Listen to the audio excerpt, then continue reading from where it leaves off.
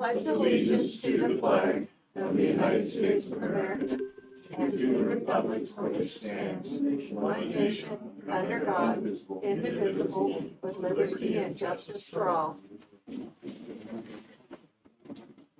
Good morning.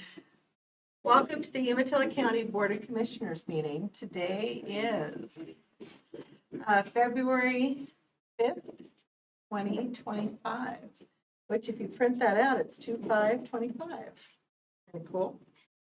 This meeting is a public forum with a call-in option provided.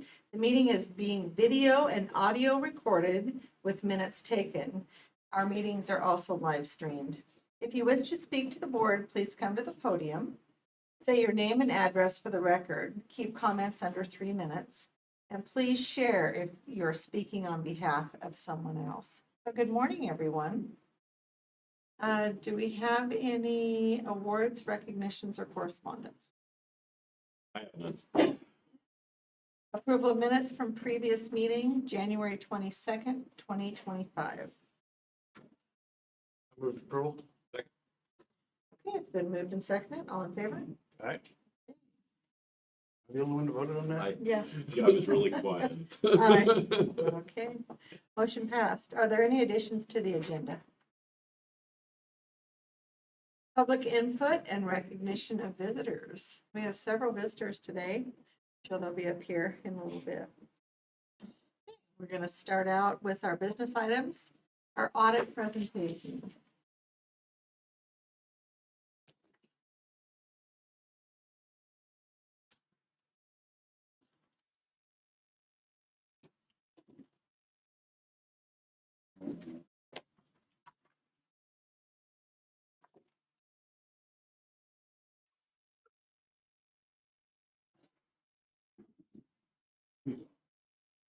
Yeah, he's on. Hello, did you want me to start or? Yes, Okay. good morning. Hello. Yes, my name is Cameron Anderson. I'm one of the shareholders at Anderson, Boyle and Ramos over in Hermiston. We are the auditors for Umatilla County.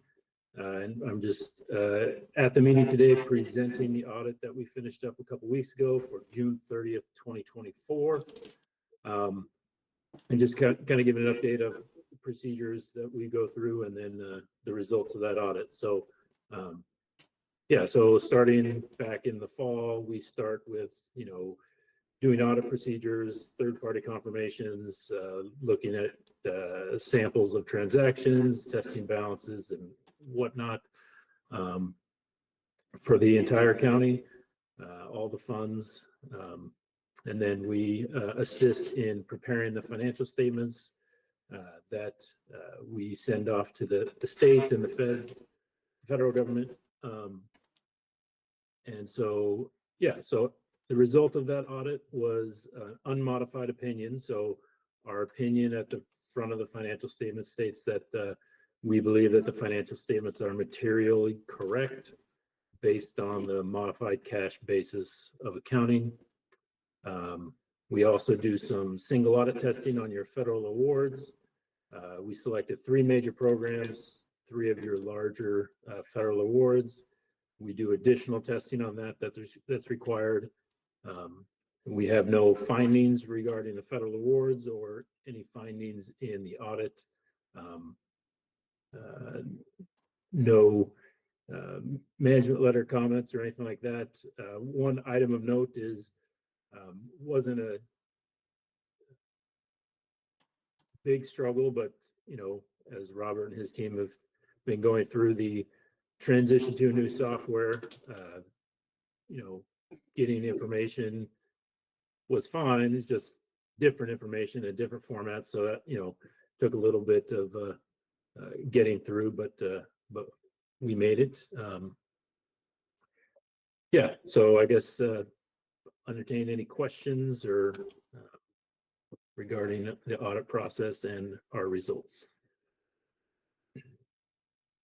Hi, Cameron. It's John Schaefer. I've already spoken to you at length. I appreciate all the work you put into this, as well as Robert and your staff. I know how much well, I don't know exactly how much, but I have a pretty good idea how much work you put into it. Sure. So it was, I really appreciate the effort, and I wanted to thank you and your team, Cameron and Robert and his staff. Yeah, I would echo Robert and his staff, got us stuff information when we requested it, and yeah, no, we're very helpful during the audit. Yeah, it's a chunk of work. The audit report consists of 168 pages this year, so yeah, like 40 some odd funds that we go through. So, yep, thanks for that. Thanks, Cameron. This is Dan Dorn. I echo what John said. I just received it, so I haven't had a chance to go through it, but with your comments, it's unsurprising that Robert and his team put together a quality information package for you and for the audit itself. And I look forward to going through it and kind of seeing what is in there. So thanks, Cameron. Sure. Yeah, and if anybody has any questions, we are available to, answer questions and stuff like that. So. Thank you. I too think this is, well, I'm sure there is a lot of work involved here. I do have one question, and this is specific. Interest on long-term debt, and I know that that's supposed to be in around page 30. And when I looked on page 30, the information was pretty general. So where would I find the specifics on that? So we probably have an incorrect information somewhere. Let's see, long-term debt. Long-term debt is in note 6, and it starts on page 38. Page 38? Yeah, of the audit report. I guess that would be page 39 of the PDF if you're looking at the PDF. Thank you. Like Dan, I just Sure. received this. I haven't had a chance to go through it, but we certainly appreciate all your work. Are there any other comments? Do we just accept it? Do we need a motion for that? I'd make a motion to accept the audit as presented. Second. Okay, it's been moved and seconded. All in favor? Aye. Thank you. Thank you for your presentation. You're welcome. Thank you. Bye. Weed control products contracts.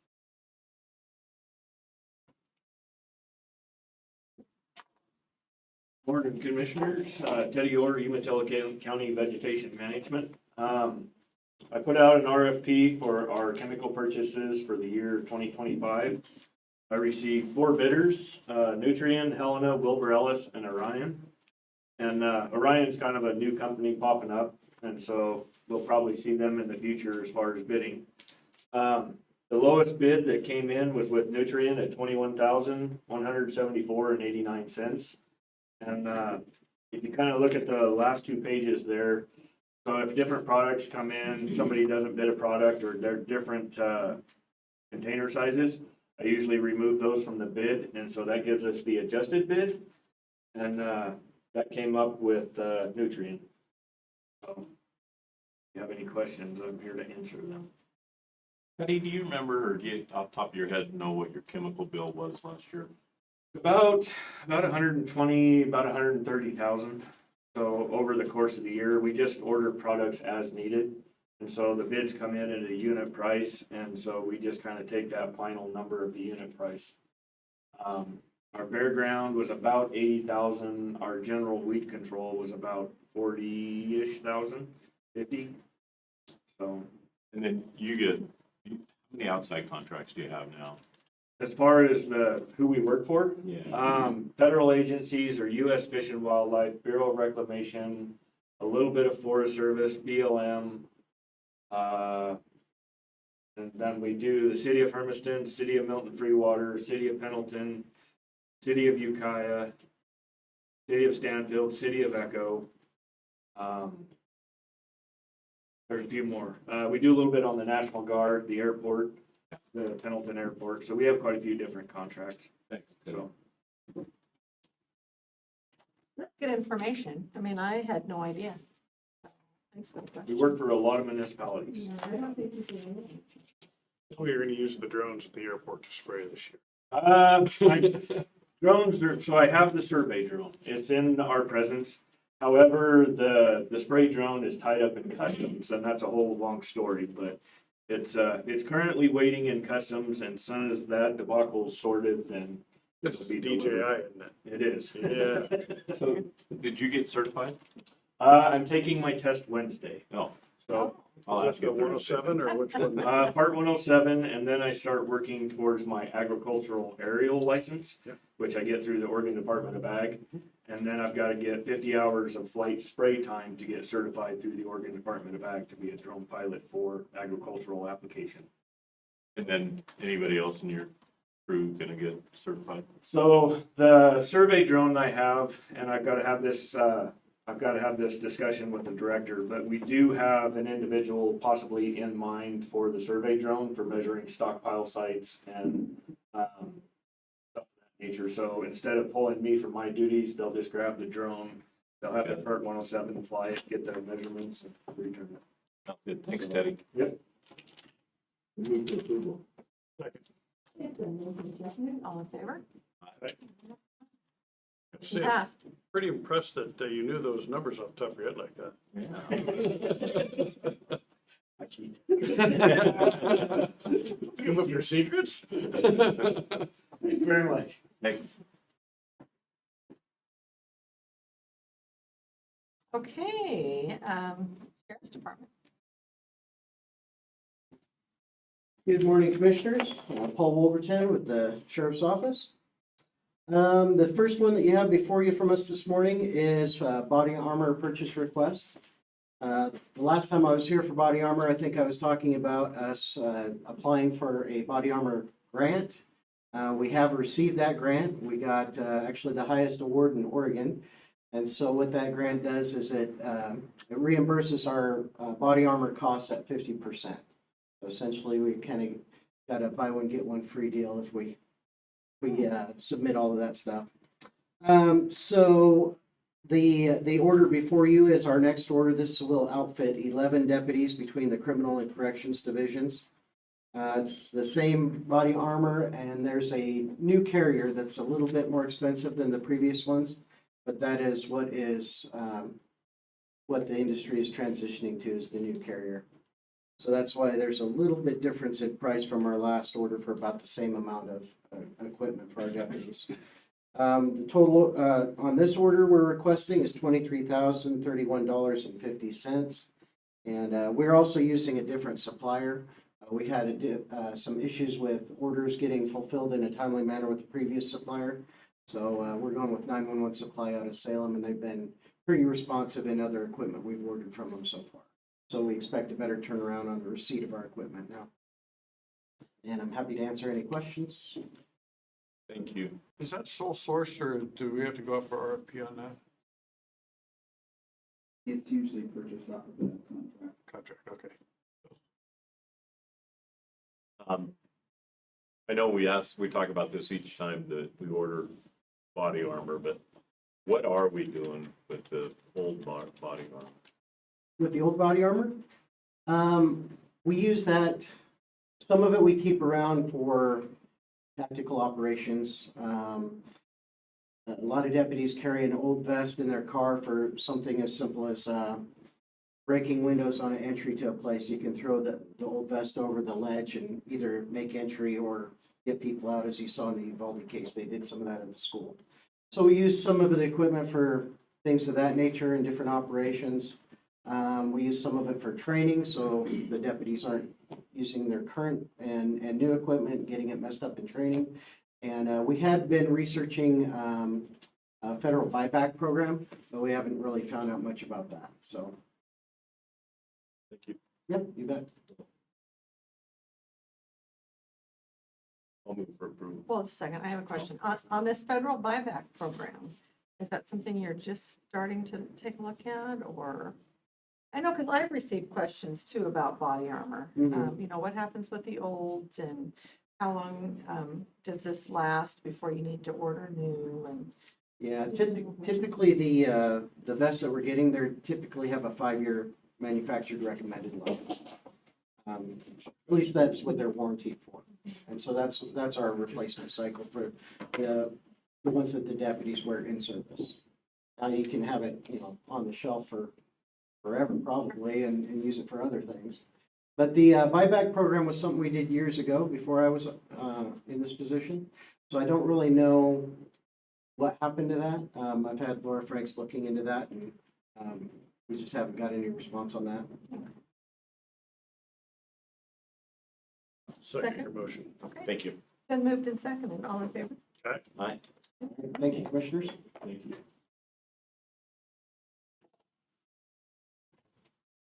All right, sheriff vehicle leases.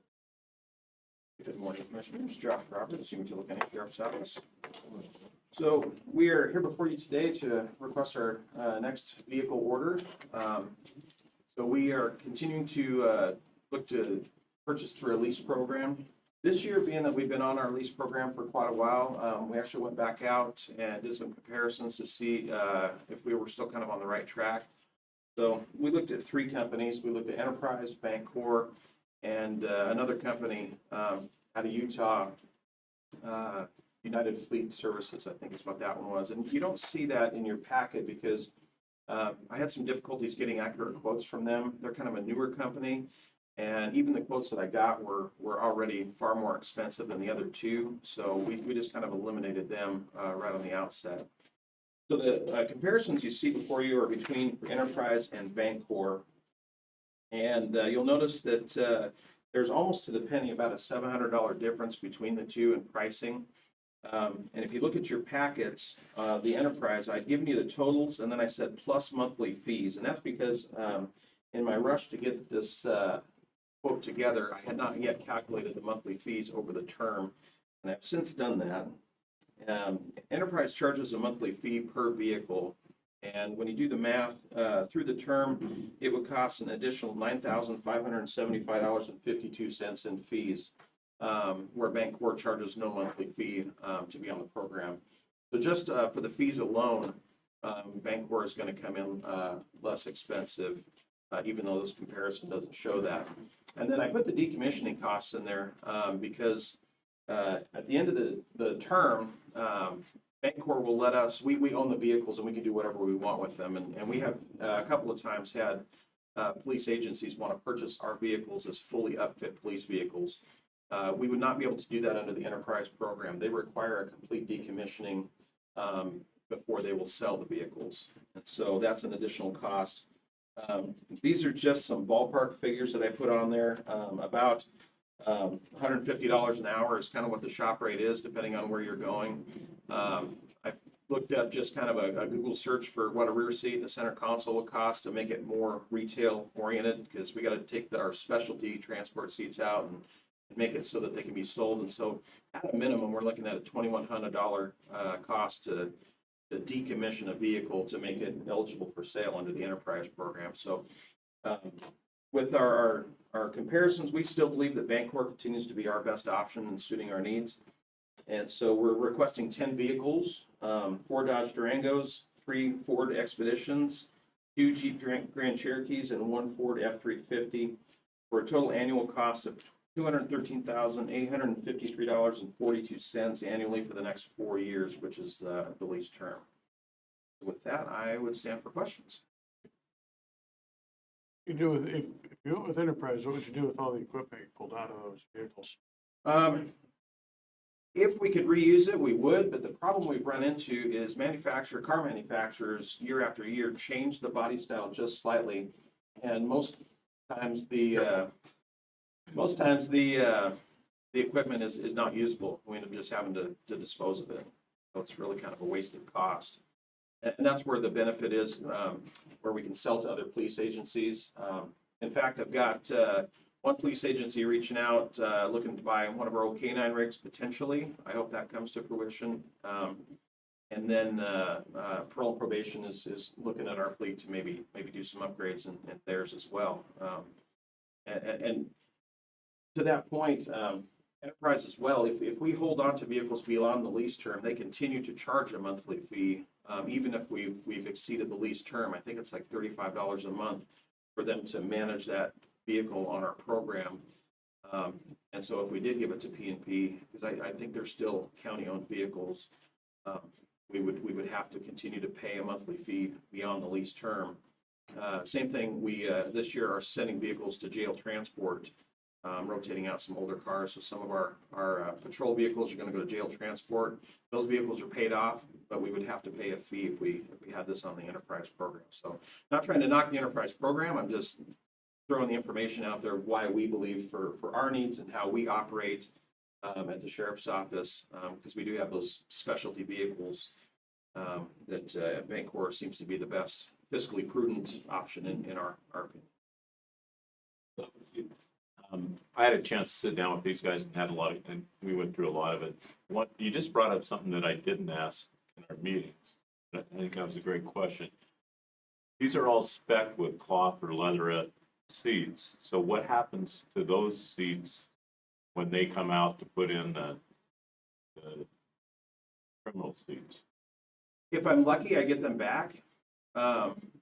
Sometimes they get shipped and sometimes they don't. And I've been the last 2 orders, I've been pretty significant or consistent with the outfitters that I want those back. So I've got those wrapped up and they're sitting out in our storage igloo. So I do try to keep those. So do those go back to Bancorp when they resell them, or what is the use of those if you're not refitting them? If I'm going to sell the vehicle on the retail market, then I put the cloth seats back in. I take the specialty seat, transport seat out, and I put the cloth seat back in to make it more marketable in the retail. So there is some cost even on the Bancorp stuff that refit them. A little bit. If I have to, you're still going to see that $150 an hour fee, but I don't strip them down as far. So like the center console, I'll leave the police console in there and just remove our proprietary equipment. If there's, flashlight chargers or something that I can't reuse, or, some small equipment, I don't have to take that out. And sometimes I'll just Who does that for you?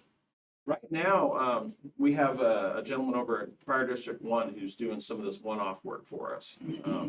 He doesn't have the time to do the full installs, Right. But when we need repairs or we do some decommissioning or something like that, that's who's been doing that for us. So I guess my point is, in my mind, it was a zero cost for decommissioning the Bancorps, but there is a cost in. There is a cost, and I try to make it, like I said, because we're not necessarily replacing the center console, that's a savings there. But yeah, there is a minimal cost with both programs for sure. Maybe I should have put that in there. The other question I have is, what color are these going to come? The pursuit vehicles are going to be white, Okay. continuing with our same graphic scheme.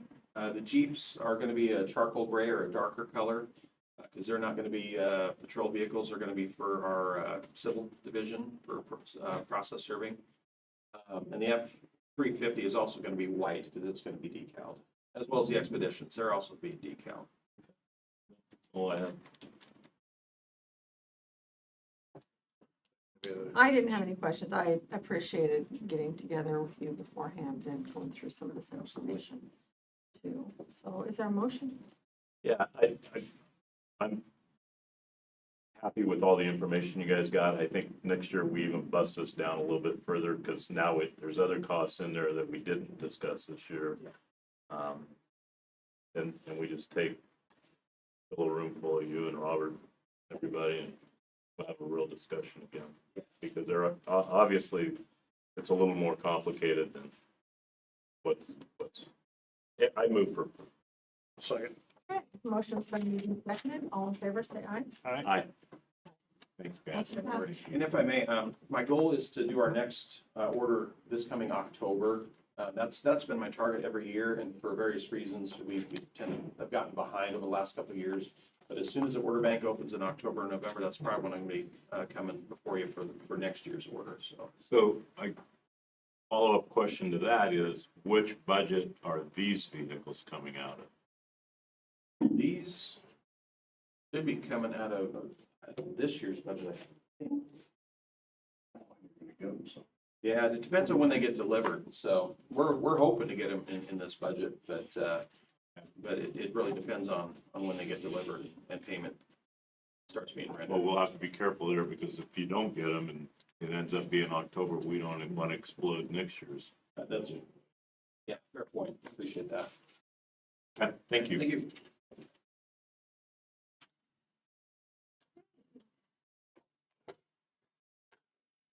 Giving you a little deja vu this morning.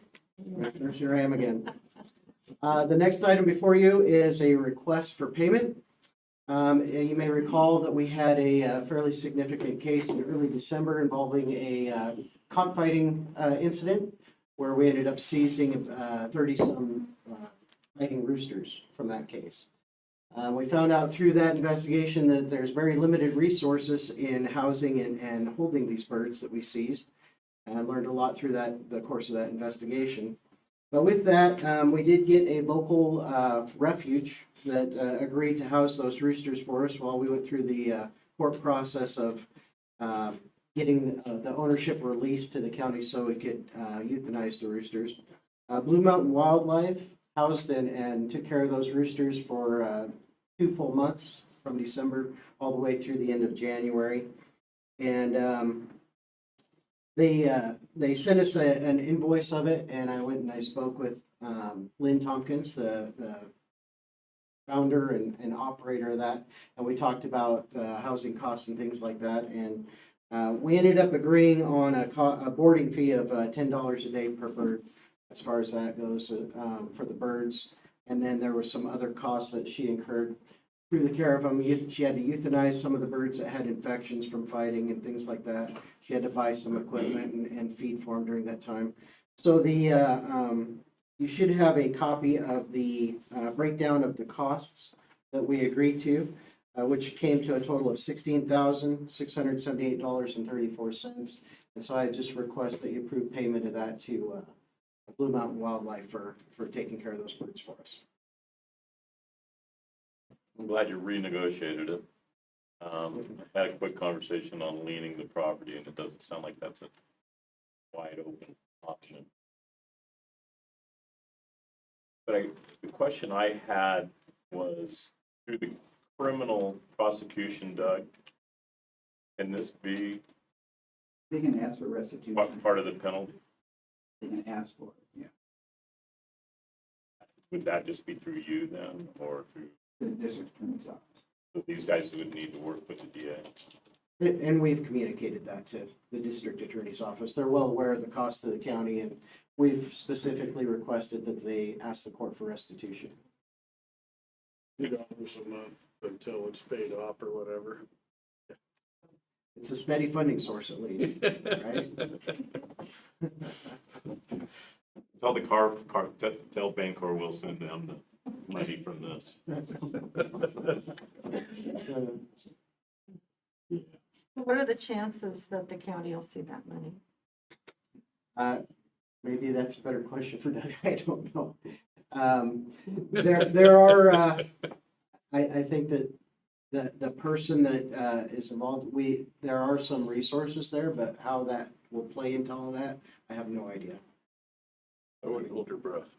The good news is it isn't up to the dog cost yet, Right. if there's a bright spot. I'll move for approval. I'll begrudgingly second. It's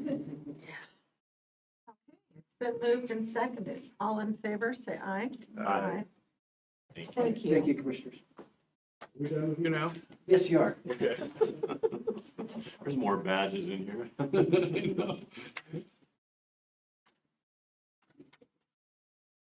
Jail purchase. Somebody has an original pinky. Got an original here. There you go. Good morning, Dustin Erickson with the Sheriff's Office Corrections Division. What I have before you today is trying to seek approval on a key track, key management system. It was brought up once again in our recent jail inspection. Our current system is a shadow board with a paper tracking sign-in, sign-out sheet.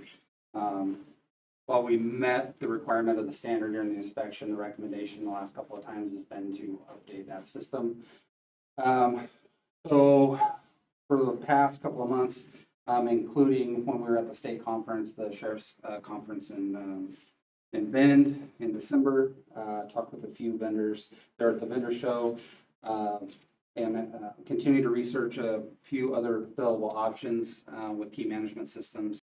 What we came to find is the key track system that we're requesting purchase for is the best fit.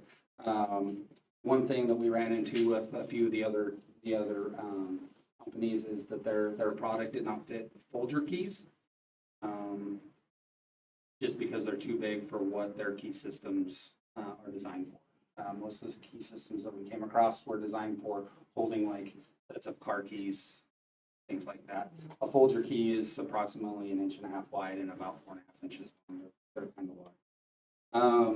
Another thing that came around with key track system is its design.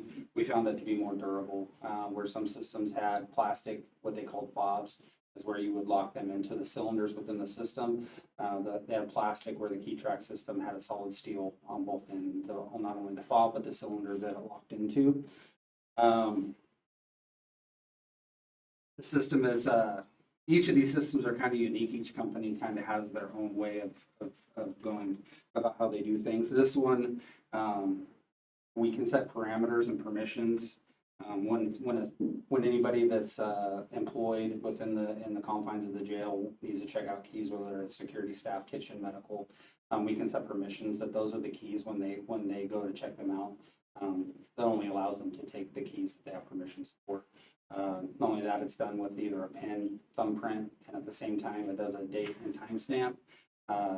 Also takes their picture. Things that we've ran into in past years is when we have keys that are checked out, staff are responsible, all of a sudden you find that somebody didn't check them in and check them out properly. We're having to track them down and find out where the keys are, where this system also is designed to send an alert to supervisors if the keys weren't checked in by a specific time before they go home.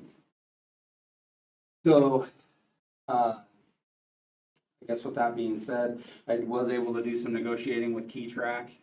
Some of the other systems too, price point wise, they came in lower. Again, the one system that was the cheapest came in around $4,000, but they also required a $150 monthly subscription to be able to operate their system. So not only did you have to pay for that for the life that you had them have that key system, you were paying a $150 fee, which is so the life that you have that. I was able to actually negotiate them down about $1,800 to just under $10,000. So I did provide some information on the system that we would like to get. We do think that it'll be a benefit and a more secure option for our key checkout system. The system is also buildable. Let's say down the road we find a need. They also do like card checkout systems where you can put like gas cards, maybe even purchasing like credit card or whatever they may be, where they can actually we can grant permissions for them to check that out, like if they were going to the academy and fuel card. Question. So is it one fob opens the door to the key holders, right? Let me get this right. Maybe no. What happens is you go and however we have it set up, whether either it's by fingerprint or by pen, once they do that, it'll grant them access. It'll grant access by light. It'll show keys that you have permissions to pull, then you can pull. And then when you check it back in, again, it takes the date timestamp picture, and then you can open the door and put the keys back where they belong. But anybody can open the door? If you're in the system. So it's a fob that opened the door. Pen or print. Okay, gotcha. And then as you remove off of this rack, I remove this key. It takes my picture. And It'll do that as you log in before you have access to Okay. the interior of of the deal. So it's like if it's our medical department, when they go and they do their thumbprint or pin, and then it grants them access, they'll be able to open the door. The only keys that will light up that they will have access to are keys for our medical department. So if it's a corrections officer, it's only going to light up our security keys if we use in the jail on a daily basis for like doors and tray slots and things like that. If it's the kitchen keys, they won't have access to the other keys. Two other quick questions. One, where is this physically going to be located? In our control. In the control room? Yep. Not in the reception area, but the control room. Okay, and then who's going to administer it? As far as, Who's going to keep track of all of the so permissions and all of that? we will be able to do that. No, So administration, myself, Captain Franks, the sergeants, we'll be super users. We'll be able to Right. put people in and get them set up after the system is set up with the staff that we have on board now. We haven't decided whether we would go with a thumbprint or a simple pen, because again, with shift work, it's hard to get everybody there to get a copy of the thumbprint, get them set up a pen, I think would be easier. Way better than the old system. It is. I mean, right now you could walk in and it's just a shadow board. You could get access to control, and somebody from that's supervising kitchen workers can grab any set of keys really that they want. This is Well, what, that's a good question, John. How do you get to control? So if you have security clearance, you just clearance and whatnot, that You you're just clear allowed to in, use the just building, they can come down and go into Clear me control. in, yeah, got it. Because like even like say Sandy from our kitchen, Uh-huh. she's our kitchen manager. She'll go down and give them, hey, we're handing out commissary to these people. She'll give them a list of the places that she's going to go, so the control point knows. Same with medical. They'll be going in there giving them a medical list with people they're going to be calling down to see with like the nurse practitioner and things like that. Got it. Once you have clearance to be in the building and move about, you That would makes sense. Yeah, no, thank you. Move for approval. I just want to make a comment. Wow, what an upgrade. We've had our eye on it for a couple of years now. It's really going to be something. It's been moved and seconded. All in favor, say aye. Aye. Motion passed. Thank you. Thank you.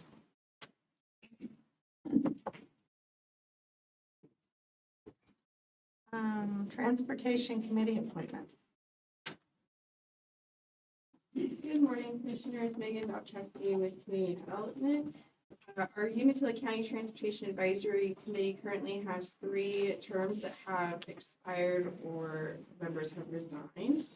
We have 3 vacancies. So Linda Carter has originally served a 2-year term on the committee, which ended June 30th of 2024.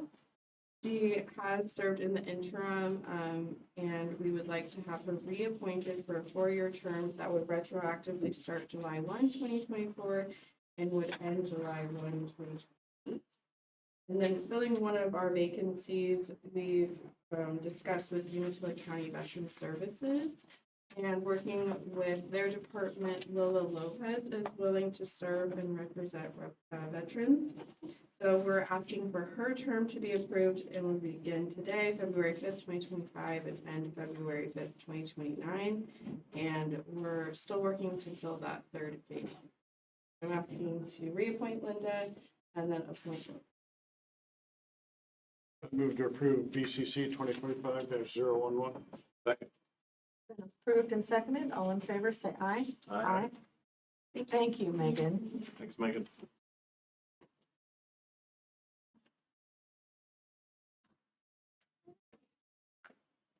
This will be fun. Good morning, Commissioners. Bob Walder, Community Development Director. I'm here this morning to discuss the Recycling Modernization Act and the rollout of that. I also have Mike McHenry here with us who will be able to answer questions. Mike's the chair of our Solid Waste Advisory Committee. And so as the rollout of the RMA continues, we're learning more and more about it, and there's several things that need to happen in order for the Recycling Modernization Act to move forward. One of those items that's needed from the local government is a local funding authorization, which would be submitted to the Department of Environmental Quality. And essentially what that does is authorizes the funding to go directly to the franchises who are implementing the RMA. So the SWAC committee met last week and made a recommendation for you that we approve the local government funding authorization to get those funds directly to the franchises who are implementing the program. Through this process, we learned that any administrative tasks that the county conducts are not actually covered by those funds coming from the producer responsible organization. So we don't have any eligible costs. So rather than the county collecting the funds and then distributing it to the franchises, we thought this would be the cleanest route. I can answer any questions, and like I said, Mike's here also if you have any questions related to this or the RMA. Real quick, grant dollars? Yeah, so the funding comes from the producer responsible organizations through the Recycling Modernization Act. And last spring, Mike might have to help me out with this, but last spring, the local governments and the franchises completed a survey showing what their needs would be for implementation of the RMA. And so communities over 4,000 population are required to have curbside service as part of the RMA. And so there is grant funding that they can apply for things like the trucks, the roll carts, their administration of the program. Those are all items that they can apply for to be reimbursed. Pretty close. Okay. Have those funds been collected yet? You would come up. Yeah. I know the answer to this. So I don't know that there, sorry, Mike McHenry, Pendleton Sanitary Service, and the chair of your Solid Waste Advisory Committee for Umatilla County. The answer is no, those funds have not been collected yet. The funding mechanisms there are five mechanisms of funding through the Recycling Modernization Act. One of the five is for system expansion, which is what we're talking to you about. Adding collection trucks, adding carts for commingled recycling service. In the communities in Umatilla County, over 4,000, which is Pendleton, Hermiston, and Umatilla. Boardman as well, Milton Freewater as well. All those communities don't currently have curbside commingled. So the initial capital outlay for that is provided for through the RMA and by the Producer Responsibility Organization. The name of that entity is Circular Action Alliance. Circular Action Alliance collects those funds from the producers of packaging, Amazon and Reynolds and plastic manufacturers and paper mills, collect the funds from them and then distributes it somewhere, whether it's to the local government, or in this case, we're requesting that those funds go directly to the haulers that are going to incur those costs. The one thing Bob didn't say is we've dealt with this at the city level as well. Also, myself with the city of Pendleton and sanitary disposal with the city of Hermiston and Umatilla, and all of those city entities have passed this funding through the local government to us, the haulers. And we're asking Umatilla County to do the same. 100% for it. So in addition to system, I didn't mention the other funding mechanisms. In addition to system expansion, which we've talked to you about, there's also transportation reimbursement for the recyclables, the trucking to get it to market. There's also the containers we need to use have to have post-consumer recycled content. The additional cost for that also comes through. There's also contamination reduction efforts that will be made to reduce contamination and recycling. Those funds will also come directly. So there's 5 mechanisms, and we're asking that all that funding go directly through to us, who will incur those costs. At what point do you think you will have those additional receptacles in front of a house and charging an additional cost? That's an excellent question. We're in the negotiations now. Assuming you approve this, and the funding authorization comes directly to the haulers. We then go into negotiations with Circular Action Alliance to say, hey, how many trucks do we need? How many carts do we need? When can we do this? And by the time we order that and those are delivered, reality is going to be not July 1, 2025, because we are now at February, and our window to order equipment, trucks alone, is 12 to 18 months. So my suspicion is somewhere in 2026, mid-2026.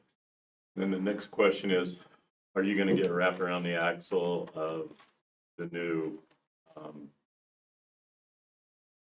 zero carbon truck rules in Oregon, and how many you can order and at what propulsion type? Another excellent question. So I assume you know that's been postponed again. Not by the state, though.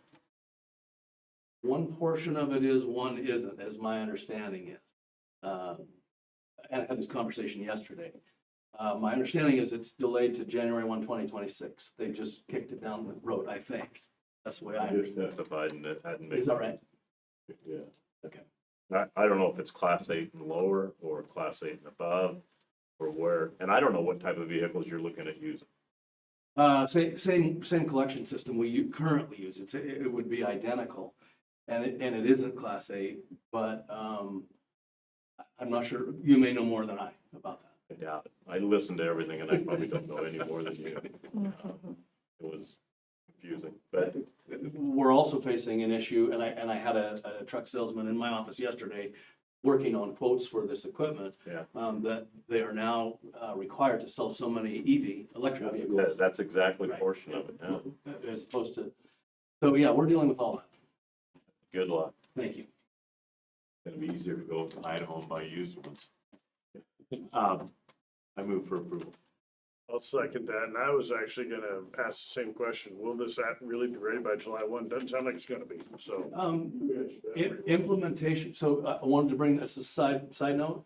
Implementation of the service will not be July 1. We're working hard to find out what exactly is required of us July 1, but what I do want to ask or let you know is that both franchises, sanitary disposal and Pendleton Sanitary Service separately, are working on rates currently for this service, and we will be at the Solid Waste Advisory Committee and back to you, I'm guessing this spring, probably our April meeting, come back to you with rates ready to establish. Now, implementation may not be right away, but that's what we're currently working. Get the rates in place, so when you do It'll have be it interesting, ready, you yeah. go. Right. It's gonna be interesting how those look. Are they a blanket rate? Are they an individual can? Or I'm gonna be interested. Yeah, well, we're working on that, and we're working with, I mean, as you know, most other places in the state do that, so we have some input from other places that have done this in the past, and you know, we talked about this likely will be bi-weekly, every other week service, that's weekly, which will reduce the cost of the, anyway, we're working on all that, but we'll be back to you not very long. Will garbage still be weekly, or will garbage also be No, bi-weekly? garbage will, I believe our intent, Pendleton Sanitary Service intent is to continue weekly service. Our city franchise requires it be picked up once a week. But I think most of the model in our state and other states is every other week recycling. I think that's what You know how it does. confusing that's gonna be to some people? Some people can't get their garbage can out once a week, Agreed. and so, gee whiz. Set a timer on your phone. or alarm. It's a big change for us, Yeah. but I think other than the cost associated, a positive change for the community. I do have, oh, go ahead. One other thing I want to bring up, the law, the RMA, and Bob's been involved in this conversation, requires that cities over 4,000 and their urban growth boundary implement this curbside commingled service. The question that's come before your franchise haulers at the Solid Waste Committee is, what does that mean? Do we only provide this service within the UGB, or do we provide it to our entire customer base? And I will only speak for Pendleton Sanitary Service in that our intent is to provide the service to our entire customer base, all of our county customers. And the reason I think that's the simplest is because otherwise we have different rate structures for folks that are across the street from one another, inside and outside the UGB. And we have customers that want the service that can't have it, and vice versa, that have it that don't want it. So I think, I'm asking the commissioner's input. But I believe the right way for Pendleton and our franchise area is to implement it customer-based wide. You read my mind. That was my question. It's a great suggestion, but I think I'm gonna have to think that one over. Okay, Yeah. I'm asking for the input. Great suggestion, I just don't know.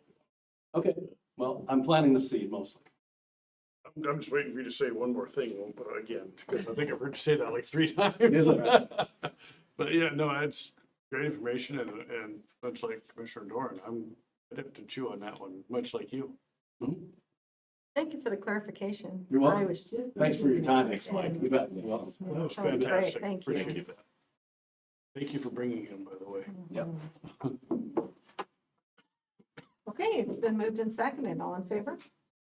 Aye. Aye. Thank you, Bob. Did we move in second? Temporary position.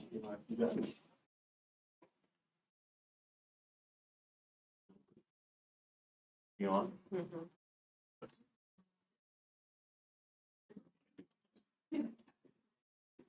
Didn't come off mute, so I'm assuming you're doing it. Let me go back. It's a request for the fair office assistant to double fill because of medical. It's for to facilitate cross-training.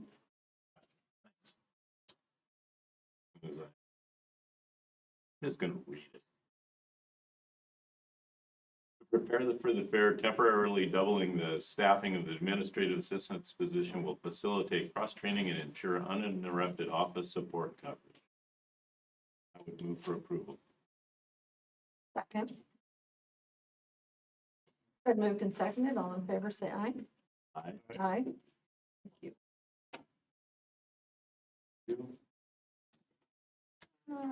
Board payable. This is the one where the chairman pays. Absolutely. Is that it? Okay. Due to the dollar amount, the request before the board is authorized payment for the 2025 AOC dues in the amount of $37,377.25.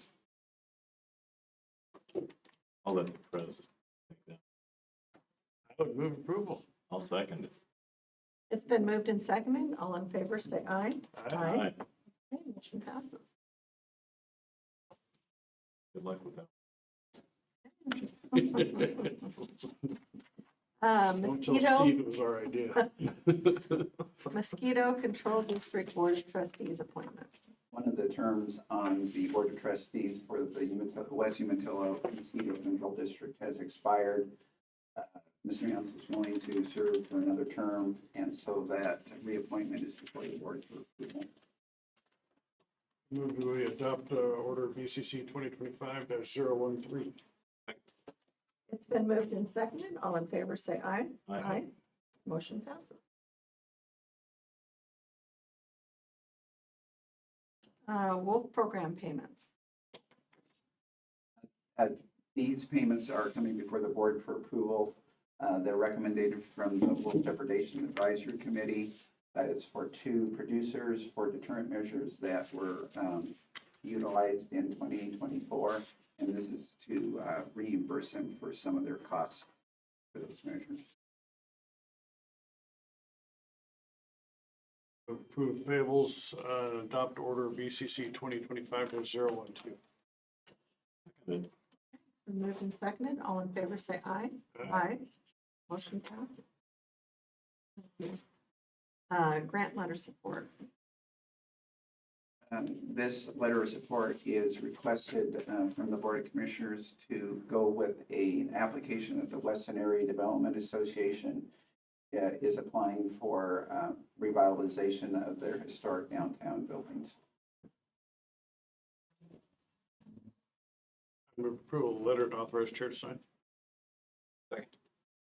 It's been moved and seconded. I just want to make a comment on this. Weston's doing great. Weston is doing great things. That's what I want to say. They really are. I mean, one step at a time. They're redoing some of these buildings and Good job. It's been moved and seconded. All in favor, say aye. Aye. Motion passes. Thank you. Supplemental budgets. We will move out of our regular meeting into a public hearing. The meeting is now open to the floor for public comment on supplemental. Morning, Commissioners. Robert Paul, CFO. I will give you a summary of the supplemental budgets you're considering this morning. Budget Order 2025-22, the General Fund VOCA program requires a supplemental budget to appropriate funding not known at the adoption of this budget. This requires a decrease in state revenue of $55,000 and a decrease in contingency of $55,000. Budget Order 2025-23, Victim Witness VOCA program requires a supplemental budget to appropriate funding not known at the adoption of the budget. This requires an increase in state revenue of $55,000 and an increase in contingency of $55,000.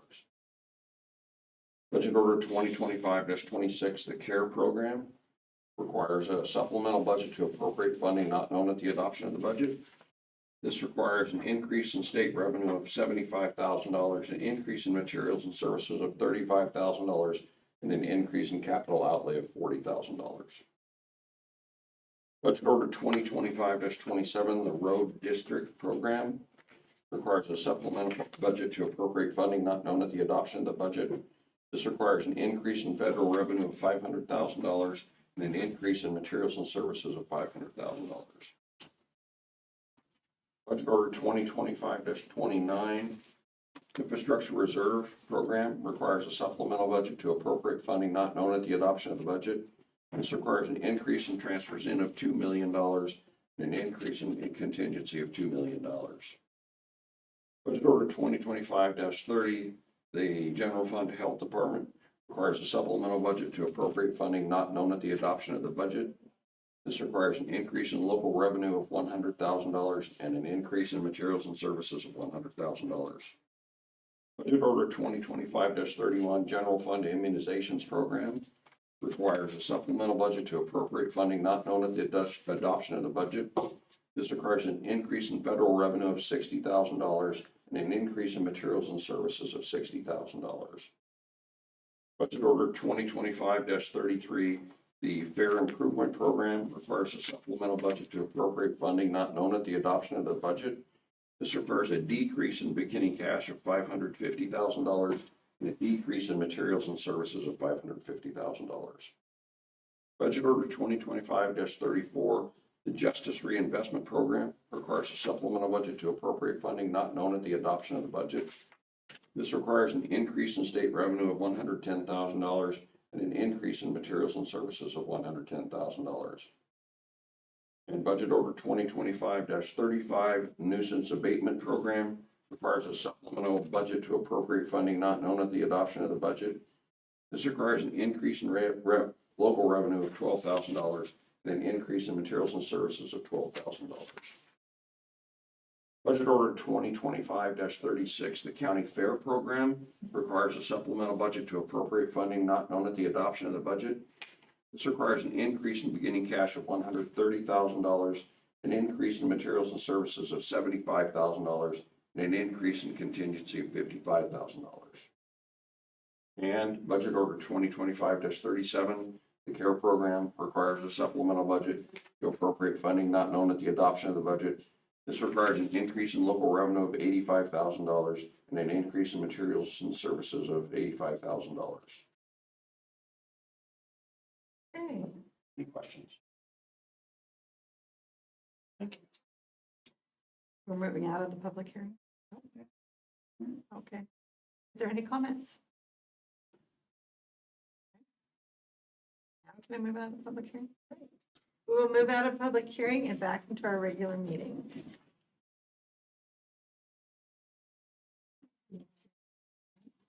Here we are. Life is looking good. Move to adopt Budget Order 2025-22. It's been moved and seconded. All in favor, say aye. Aye. Move approval budget order 2025-23. It's been moved and seconded. All in favor, say aye. Aye. Aye. Move approval budget order 2025-26. It's been moved and seconded. All in favor, say aye. Aye. Move approval budget order 2025-27. It's been moved and seconded. All in favor, say aye. Approval budget order 2025-29. It's been moved and seconded. All in favor, say aye. Aye. Move approval budget order 2025-30, rather. It's been moved and seconded. All in favor, say aye. Aye. Move approval budget order 2025-31. Second. Been moved and seconded. All in favor, say aye. Aye. Move approval budget order 2025-33. Second. It's been moved and seconded. All in favor, say aye. Aye. Move approval budget order 2025-34. Second. Been moved and seconded. All in favor, say aye. Aye. Move approval budget order 2025-35. Second. It's been moved and seconded. All in favor, say aye. Aye. Move approval budget order 2025-36. Second. It's been moved and seconded. All in favor, say aye. Aye. Move approval budget order 2025-37. It's been moved and seconded. All in favor, say aye. Aye. Okay, thank you.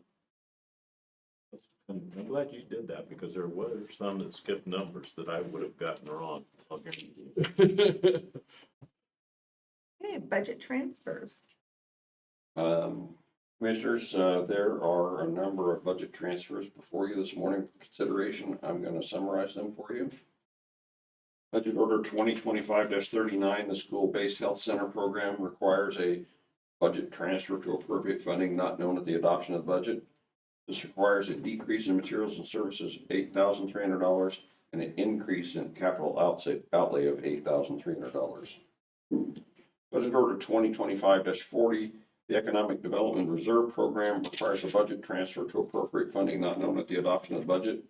This requires an increase in transfers out of $2 million and a decrease in contingency of $2 million. Budget Order 2025-41, General Fund, Computer and Information Services requires a budget transfer to appropriate funding not known at the adoption of the budget. This requires an increase in personnel services of $100,000 and an increase in materials and services of $60,000 and a decrease in contingency of $160,000. Budget Order 2025-42 General Fund Elections Program requires a budget transfer to appropriate funding not known at the adoption of the budget. This requires an increase in personnel services of $60,000 and a decrease in contingency of $60,000. Budget Order 2025-43, General Fund Jail Program requires a budget transfer to appropriate funding not known at the adoption of the budget. This requires an increase in materials and services of $675,000 and a decrease in contingency of $675,000. Budget Order 2025-44, General Fund Assessors Program requires a budget transfer to appropriate funding not known at the adoption of the budget. This requires an increase in personnel services of $30,000 and a decrease in contingency of $30,000. Budget Order 2025-45 General Fund GIS Program requires a budget transfer to appropriate funding not known at the adoption of the budget. This requires an increase in personnel services of $10,000 and a decrease in contingency of $10,000. Budget Order 2025-46 General Fund Veteran Services Program requires a budget transfer to appropriate funding not known at the adoption of the budget.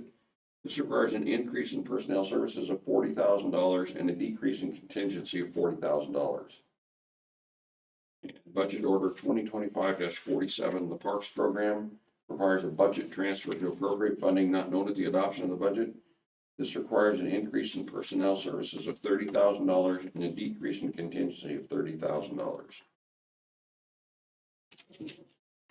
Any comments or questions? Good. I can do it. Okay. You did the last four. I move to adopt budget order number 2025-39. It's been moved and seconded. All in favor, say aye. Aye. I move to adopt budget order 2025-40. It's been moved and seconded. All in favor, say aye. I move to adopt budget order 2025-41. Second. It's been moved and seconded. All in favor, say aye. Aye. I move to adopt budget order 2025-42. It's been moved and seconded. All in favor, say aye. I move to adopt budget order 2025-43. It's been moved and seconded. All in favor, say aye. Aye. I move to adopt budget order 2025-44. It's been moved and seconded. All in favor, say aye. Aye. I move to adopt budget order 2025-45. It's been moved and seconded. All in favor, say aye. Aye. I move to adopt budget order 2025-46. It's been moved and seconded. All in favor, say aye. Aye. Aye. I move to adopt budget order 2025-47. It's been moved and seconded. All in favor, say aye. Aye. Thank you.